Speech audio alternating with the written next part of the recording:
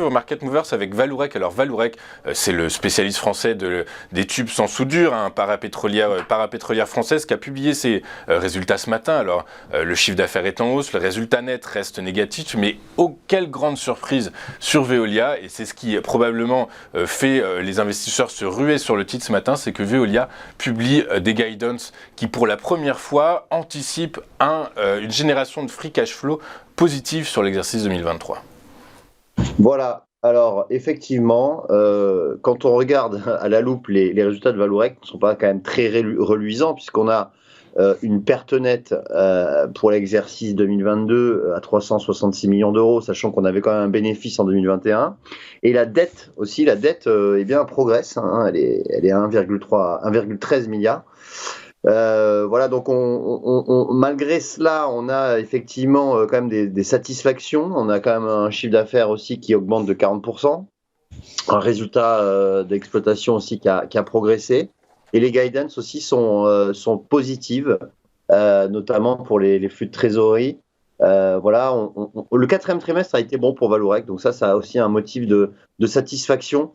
Et on a quand même un titre aussi qui est quand même sous-valorisé par rapport à ses concurrents. Donc, quand on regarde un petit peu, là effectivement, la hausse s'estompe un petit peu là déjà à l'ouverture, mais on est quand même en hausse de plus de 3,5%. Et maintenant, si on regarde, alors on a un gros gap à combler, hein, c'est vraiment, on en est encore très loin, mais effectivement, on voit que depuis 6-9 mois, on a cette dynamique positive sur Vallourec qui pourrait se poursuivre si toutefois on a une grosse résistance ici aux alentours des 15 euros.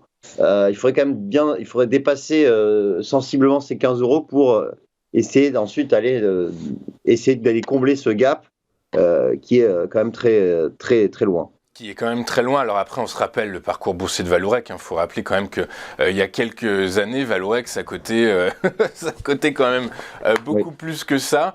Donc il faut noter quand même la renaissance, hein, Vallourec, le phénix Vallourec.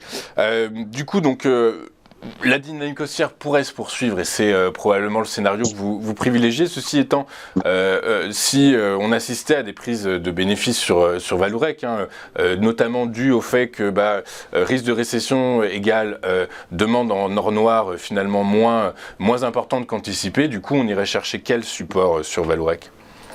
Eh bien, on a un premier support qui se situe à 12,80 €. Voilà, c'est vraiment support intermédiaire. Après, on a un support majeur qui est vraiment très éloigné, qui se situe aux alentours des 8,50 €. Voilà, 8,50 €, c'est un support majeur, mais assez éloigné, quoi.